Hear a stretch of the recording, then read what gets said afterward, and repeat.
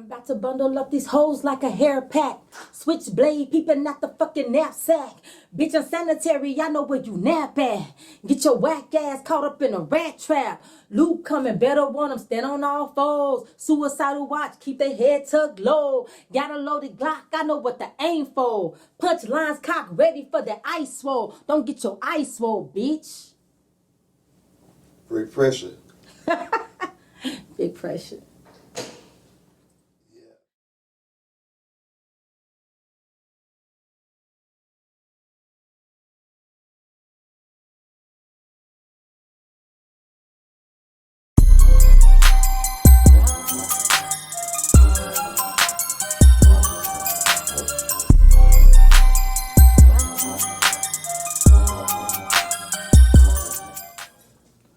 Okay, we in there. All right? House of Vibes. We gonna go live. Absolut. The deal. Yeah, buddy. We in I there. know, right? Got some royalty in the building. Oh, thank you. That's right. Hip hop royalty. This is Dallas hip hop royalty, y'all. How y'all Got doing? the Queen. Absolute, man. Let them know. Let them know Oh about man, Absolute, man, it's your girl, Absolut. I mean, I represent KMG Camp as well as the Murdah Mami movement and Absolute Power, and I'm just here because I'm loving my life right now, and I want to share a little something with y'all. That's all. That's Right all. on. How y'all doing? Right on. Right on. So where'd you come up, man? Where you from? You're not originally from here. I am not originally from Dallas. I get a lot of flack sometimes too because people will say Queen of Dallas, and I get called out by a lot of chicks like, you can't be the Queen of Dallas and you from Chicago. I'm a queen, period. And I am from Chicago, but I do represent Dallas. This is where my music roots started at. And I love that. I love being a little dirty and a little windy. Dirty little windy. Right Yeah, on. yeah. Right on. Well, we all know the purpose of this interview is we gonna go into some storytelling time because Hey. you know, like I said, this is really a Dallas legend. This is somebody that when I was a pipsqueak, just getting my eyes out there and you know smelling the cologne, what was going on. You know, this was already somebody that was highly respected in the game, man. And I know there has to be a lot to be a Femcee and climb the ranks like that. Yeah. So that's why we here, man. Yeah. That's why y'all tune into the House of Vibes, because we get these stories, man. Yes. Well, you know, I love to share. I'm a sharer. But, you know, What's that first one? So we gonna, you know, I remember when I said we gonna go in on one. Let's just give them a little skeet taste real quick. and this is just a tap into what a Femcee goes through maybe at the beginning of their journey. Before I was even performing, I had a friend girl who did shows, and I went to check out a show with her, and she had a DJ tell her, you know, you have a pretty face, sweetie, but the sweatpants, the sweat outfit you got on is not going to work for me. So you come back when you maybe put on some shorts or maybe a little skirt, you know, told her bars, you know, her song wasn't that bad, but he would let her perform again if she would dress the part. She and, you know, after that for a week straight wanted to go shopping for skirts and all of that. And I just remember saying to myself, man, I would have slapped dude. I would never, you know what I'm saying, change myself on account of that. And to this day, that story stands out, and sometimes it gets me a little teary-eyed because I know they still going through that. Oh man, they did. Let's talk about that, man. Like what is that dynamic like, man, for an accomplished Femcee? You know. Well, you still deal with it. I really do. Right? I really do. Just at higher levels. Yeah, I've had people tell me, you know, I've had this one guy, and I won't mention his name, but you know, people look up to him, and he told me pretty much, I have the outfit already designed for you. And if you rock this outfit and this song that I wrote for you, I can guarantee by next week, you'll be signed to a major label. I'm talking about like Gucci Mane, and he's naming people. And I'm like, well, my aim is not even to be signed to a label. I really want to stay independent. He told me that was unfortunate. And shit like that. What are you gonna say? Right? What are you gonna say? You just got curved. You know what I'm saying? Like, I'm trying to shoot my shot, and you just like, decline. Yeah, so you just imagine that times 10, and I I close my eyes and I can feel, Queen Latifah, MC Light. I can feel them applauding me and patting me on my shoulder saying, just stick in there for the duration. It's not going to always be like this. Don't lose yourself in this. I feel that. And I try to represent that every day. And do you feel like the young femcees coming up now have those examples? Because that's really important that you had those people in your life to anchor your spirit. Right. You know, you had and that's what my mind. It's like, is that out there? Do they have that? You know what? I think that encouragement and those role models, I think they're out there, but they're very few. They're sprinkled here and there. I try my best to talk to and make myself available for a lot of the young women coming up and in the business.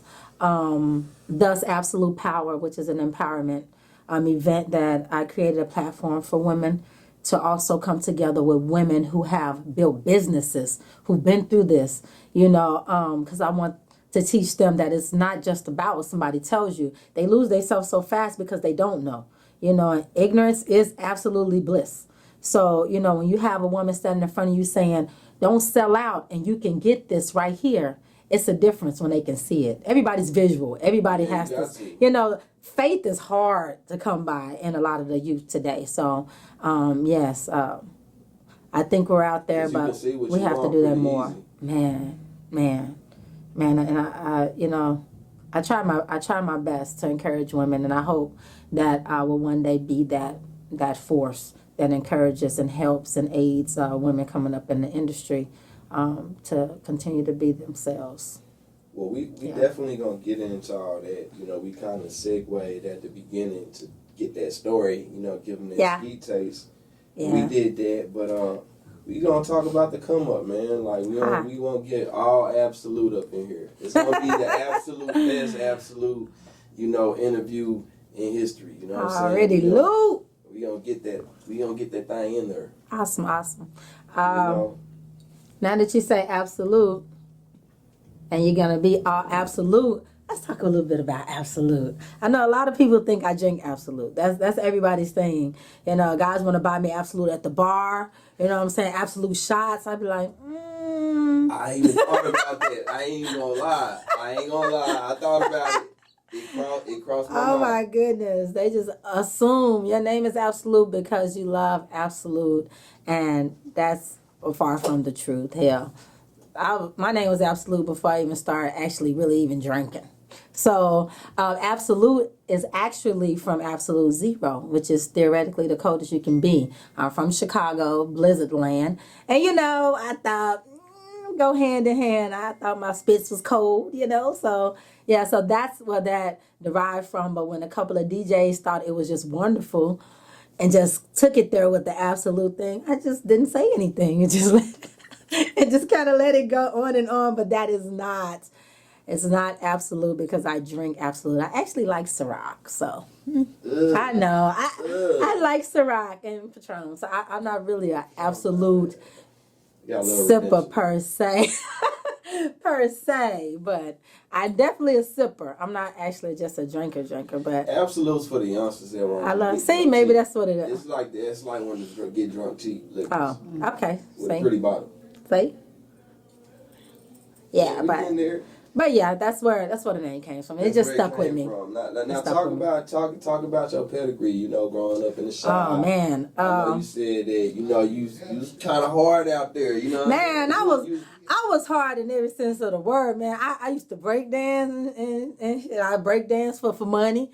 I had my little hat out there. I used to get on, Lakeshore Drive. I used to break dance in front of the schools, and people would give me money because girls didn't really like to do it. It was always guys. So when a female come out there, like, you know what I'm saying? So I was bad even if I wasn't bad, And then, of course, I was always on one of those power trips. Like the guys, they hoop and I want to hoop. And so I played ball. I learned to play ball and everything. And then also I went into rapping. Guys used to stand in the alley. You know, they would rap for money. I saw a little bread. I'm like, hey, that's an easy come up. I do poetry. I write poetry. I can rhyme. I can get a. They wouldn't let me. They be like, no, you gone. So my motivation was always out to prove to them anything you can do, I can do better. And it's been like that since I was about 11. That's just my focus. You can't do nothing I can't do, or do it better than you. And that's kind of how that became. And I became a little battle rapper, known on the South Side in the alleyways. I used to battle rap against not the girls but the guys. Oh yeah. Yeah, I was like that. White man can't jump. What was that like? Like, what would it normally boil down to? Because I could see a couple of scenarios. Hey, let me tell you, this is really how it is. It's about 8:30. It's the alleyways. You still got Leroy in them, the bums. We don't move them. We just leave them right there. We just entertain them a little bit. Maybe throw them a little something. It's smoky, just like the movies. It's smoky, it's steam, trash, it's smelly, but you're used to it. And you're coming out from this way, they're coming out from that way. You got your true squad. That was when squads was squads. Like, I shank a nigga for you squads. And they come out, and they best come out like, you know, thinking this big nigga from the back for the step out, and they move out the way. Here I come. I'm like this little, you know. And no beats. No, none of that. It's straight. I don't really hate you, but I need this money right here. And I'm going to get it. I'm going to take your money and your money and your money. It's side betting going on. It was nicer. Man, oh my goodness. It's pure. It's pure. It's like, it's not, you know, made up. Everything is just pure. They're going to say what they want to say, what they feel. And man, it's like street ball, you know, before you start playing and, you know, everybody whistling, blowing the whistles and shit. You know, so you just kind of get to just be free, just to be you. And nobody judges anybody. And I respected that. So my underlying hardness or... Was you good? That's what... Was you good? Yeah, I think I was one of the best, you know, at that time. It lasted for a couple of years off and on. A lot of that went down. And my name, rang long after I even left the city. So, yeah. Back then, I was known as D-Ski. Let me go and put that out there. Demonstrating skills, knowledge, and intelligence. I was D-Ski at that time. So, yeah. So, your girl got a little, you know what I'm saying, battle, you know what I'm saying, rap under a belt, you know. Facts. That's good and bad. So, I'm guessing that was like the precursor kind of following up into music. Yeah. And there was a story that you had about that, you know what I'm saying? So, let's get into that one. Well, let me go ahead, Kundalini. Let me go ahead and mention him. Kun is the only reason why I even rock stages today. I did my first show at Palm Beach. And Kun, rest his soul, took me off the streets of downtown fighting and being hard-headed and cursing out adults. And he introduced me to that stage, and I've never left it. I think it probably saved my life. So I salute Kun. He's done a lot for the city. One of the true pioneer promoters, event throwers in the city. Let me go ahead and get that. I always get mushy. Because I know I did a lot of bad shit, and you know, and I've gotten a lot of chances. There was something you were telling me about kind of how like one of your people kind of got you from like battling to actually where you first started recording. Yeah, I remember that. Yes, there was. Yeah, because I ain't gonna say it was a hard transition. Slightly, it was slightly hard. Yeah, I think about if you're from the streets and that's all you know, that's what you portray when you rap. So it comes out a little rugged, a little rough, and you know, and me as a female, you know, I was a little rough around the edges. And so a lot of the guys, you know, who I hung with, you know, they wanted me to join them. They wanted that female presence. So I would sit down and write with them and everything. And shit be fire. But the thing of it is, I didn't look the part. I sounded the part, but I didn't look the part. So, you know, they didn't really want to let me do too many projects with them. They wanted me to try and maybe convert over into more. So they wanted to put you in a dress. Yes, they wanted to put me in a dress. Yeah, with some red bottoms and that they offered to buy. And yeah, and at that time I wasn't. Feeling it. I wasn't really ready for that. I wasn't ready to transition. Because that's not that's your all style. I knew. That's yeah, not your style. That's all I knew. They were trying to change me. They wasn't trying to enhance me. No, they was trying to change me from Mia X to Nicki Minaj. No. And I wasn't trying to hear that shit. So, of course, I stepped back. I didn't do it, for a while until the coon days. And, I mean, did you ever sacrifice that for a period? For that reason? Yeah. No. Never. No. Never have. And I never regretted it. I see those who I've known in the past who have. I saw what they went through. And I felt very blessed that I made the decision not to do it. That that right now fame or that right now rush, yeah. So how did you get from, how'd you overcome that? I actually, 5 years ago. Because, let's just, put things in perspective. I'm going to be very honest. If you came in from your friends, hey, hey, come fuck with us, but you ain't have that rap background, making music is different than battling, right? Right, it is. So, it's different. I had to kind of be how'd you get from that to a situation that did work? Okay. I guess what I'm asking. So, thus brings in my now partner in crime, Chaotic. I had been doing clubs, just being LUT. Sometimes with the mohawk, kind of look like a rock and roll type of chick. That's kind of, the persona I gave off. Yeah, I remember those days. Yeah, see, that was Absolut. And, I met Chaotic. I was a friend of his on Facebook. And he used to always post these statuses like, he used to be a manager and shit. Like this, like crazy, like it wasn't exactly. I'm like, it wasn't exactly like that. Like, but I swear, nigga, like I pushed my chair 3 inches. Boom. You know what I'm saying? He didn't always do that, but kind of. He was always the person that people never met, but he actually used to offer a lot of constructive criticism to artists. So you knew he either used to manage artists or something. I didn't know him personally. Yeah. And I saw one comment he put one day when I was feeling real low and said, man, if I just had an artist that would show up to the clubs on time for their shows, if I had an artist that would bring their ass to the studio and record, I was like, wow. I knew he had experience or something in there.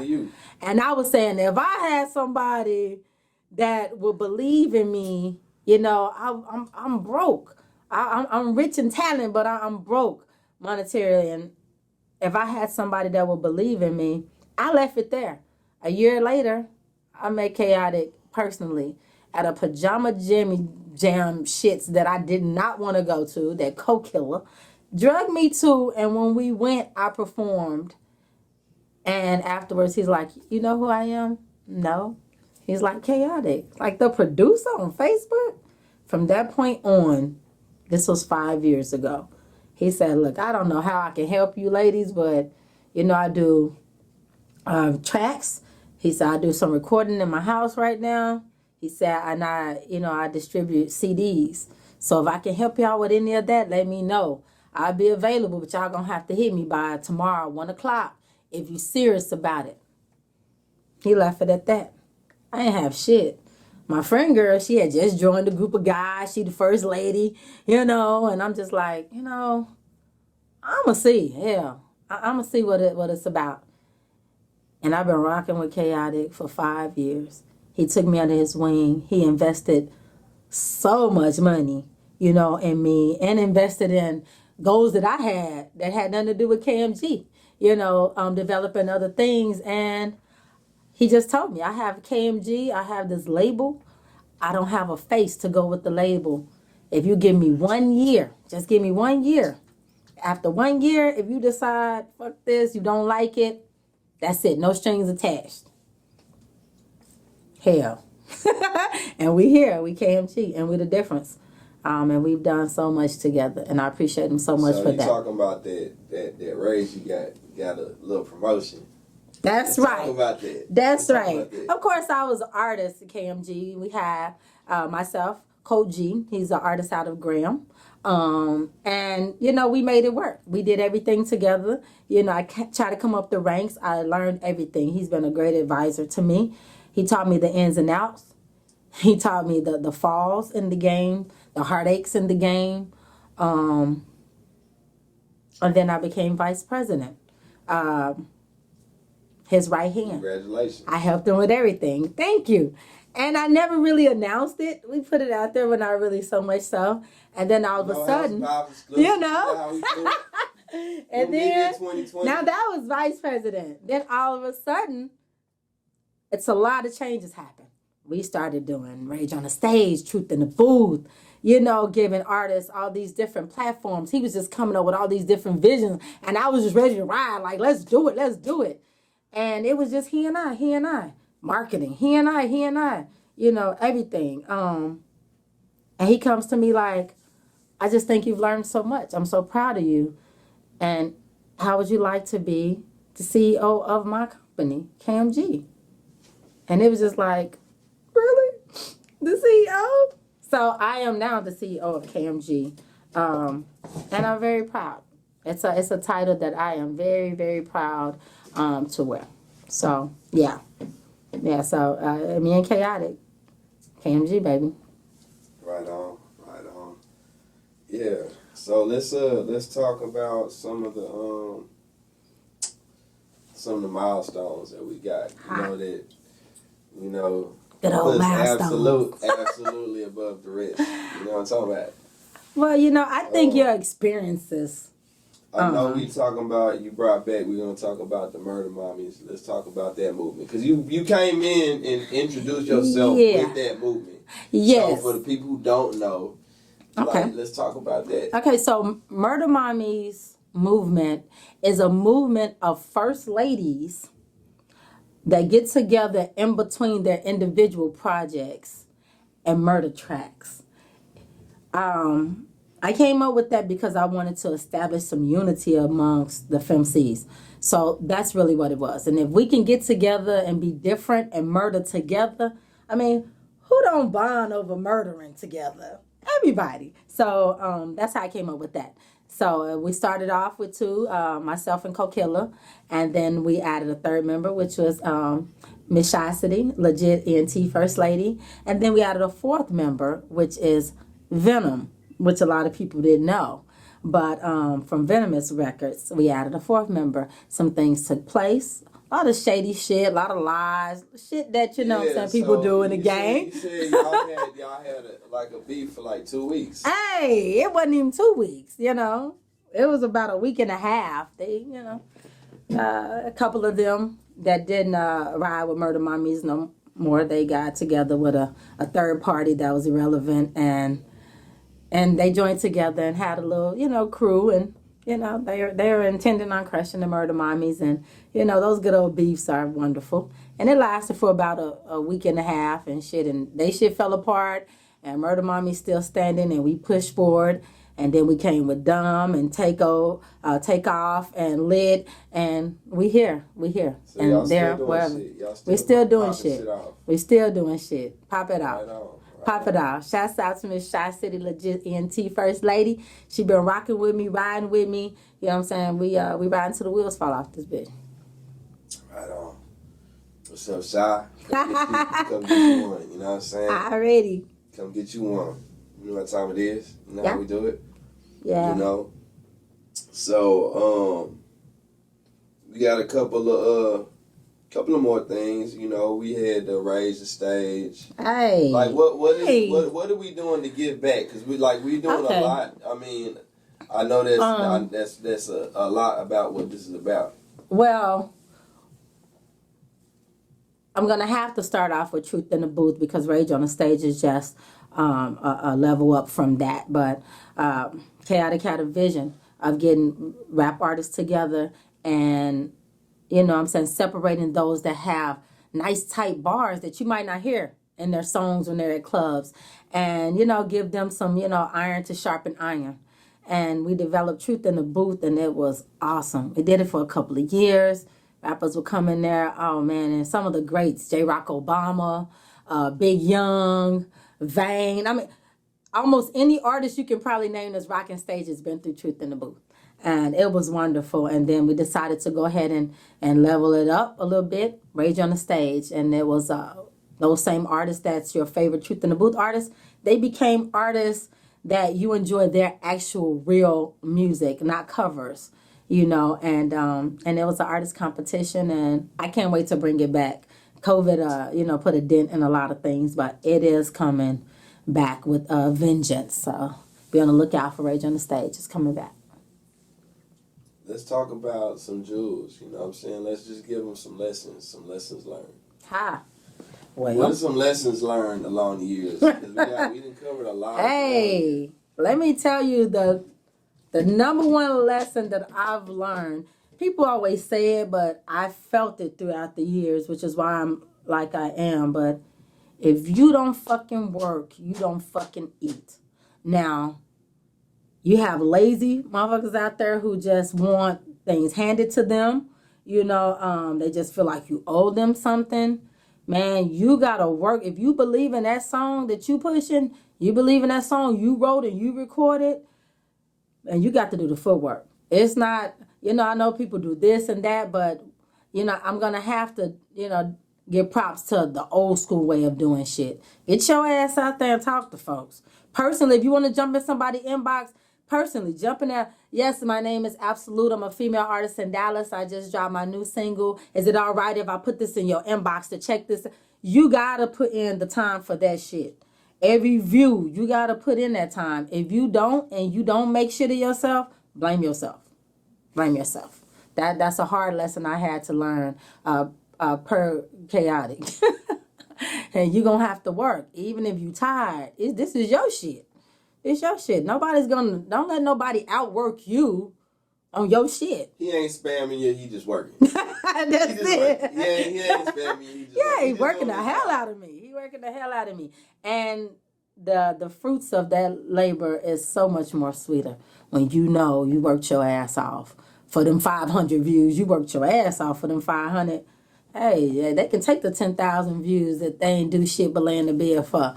I work for these 500. I'm proud of myself.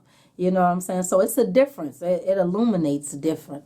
Yeah, I have a different glow. Let's talk about that. Because that's that big pressure. Hey, that's what I'm talking about. That is big pressure. That's big pressure. Big pressure. For one, it's a Chaotic Tracks beat. Chaotic made that beat, and I was scared of that damn beat when I heard it, because I knew what he expected of me when he made it. I'm like, oh man, I just did ready say go. I don't know. I just want to do some, you know what I'm saying, slit of his throat type shit. Can I just do that? And he's just like, this is going to be it. It's going to be what you make it. And I listened to that beat, and I knew that I had it in me to do a song that's a little out the box for myself, but still you. But still me.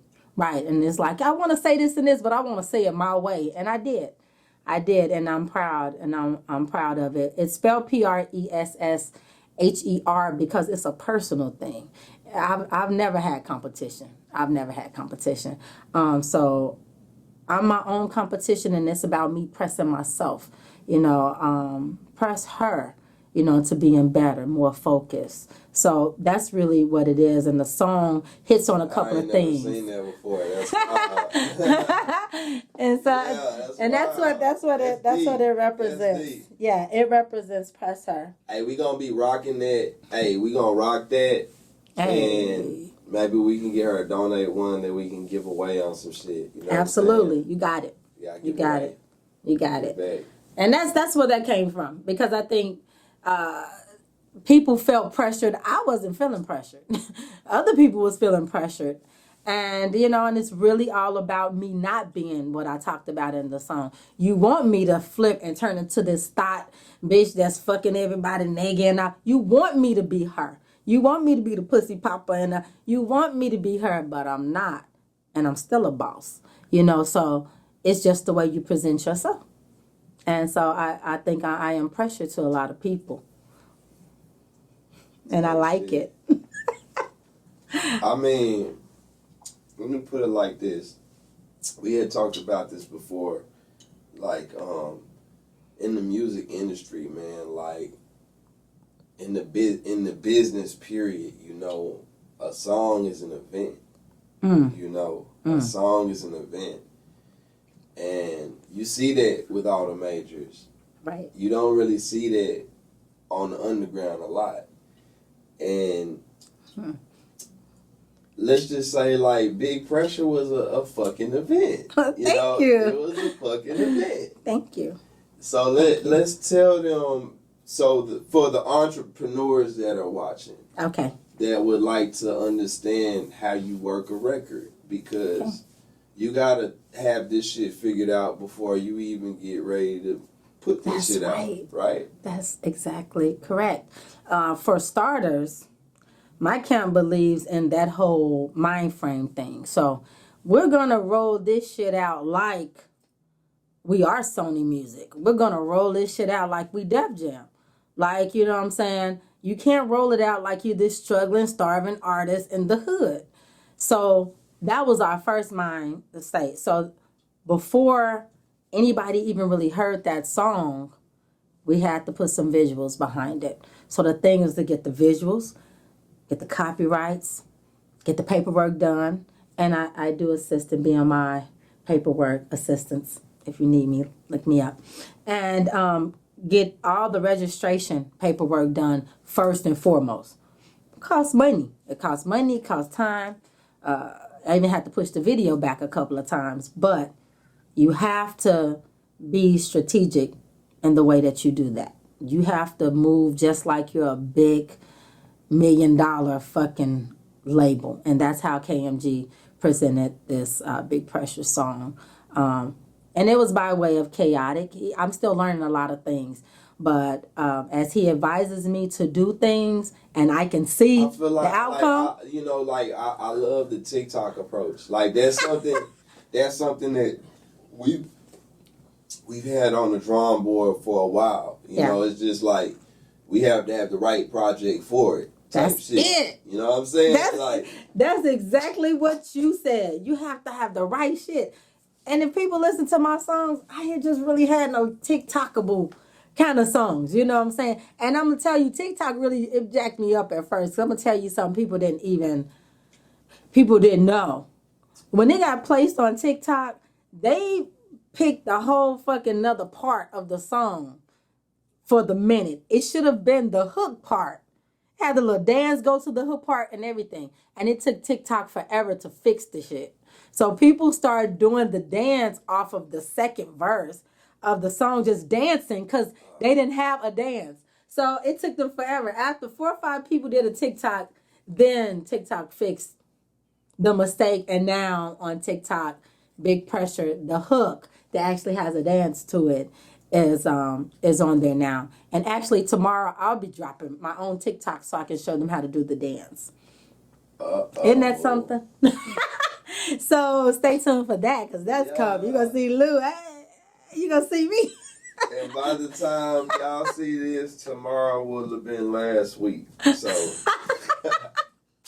So yeah, be on the lookout for that. So that means y'all can right now go watch the video. It's out now. Yeah, it's out. It's out now. And Absolut 214, that's ABSOLUT 214. That is my YouTube channel. I am on my own now. I know a lot of my videos are up YouTube under. I know. So now I have my very own YouTube channel now. So y'all go and subscribe, and you can check out Big Pressure. It's my first video up under my new YouTube channel. All the other so you videos is booming. Chaotic Tracks You one. booming. Your Hey, YouTube, you know, your I'm shit trying to. booming. Yeah, I'm trying to. Trying to come So up. share this. Tell your people. Trying to get these haters some big pressure. Yeah, right. Yeah, but that's kind of how that happens in the TikTok approach, and that's only because, like we've all discussed, when people hear things over and over again, you got to keep shit in people's face. You got to keep it in their ear, even when they get tired of the shit. If I hear that damn Big Pressure song one more time, then that's when you play it 5 more times. That's what you do. That's the whole thing. You wake up in the morning, you ain't even woke, and I grab my phone, try to do me a couple of shares somewhere before I even get up out the bed. You know, every break, every time you get a chance, it's a constant push. It's hard. You got to be dedicated. And then it's only me and Chaotic. And when I tell you, he markets his ass off. He really, really does. He work a full-time job. And let me go ahead and say prayers to Chaotic. He just had surgery. So he's, he's recovering. But you know what I'm saying? Every time he gets a little down moment, he come back with a vengeance. So watch out. We got big things coming. We already working on my next project, which is Strange. And nobody knows that. So this is my first time saying it. Question. Yes. All right. Projects or singles? Projects or singles?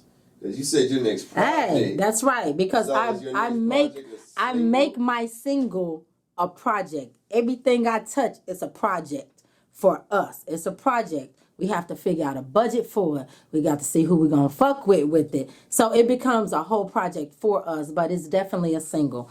I am creating 6 singles to have an EP. So that's how I look at them. These will be 6 singles that can individually stand on their own, but they will be an EP form. So that's how I like to distribute that one. Right on, man. Yeah. That's how we gonna drop that. The young VP. That's how we gonna drop that. The young VP in the building. Yes. You heard straight out the horse's mouth. Yeah. That's exciting shit. So y'all go ahead and follow me. I guess you know what I'm saying. Let's leave that on this shit. And y'all already know y'all gonna get the freestyle. Y'all gonna get all the bells and whistles. Y'all gonna get the full house of vibes. You know, if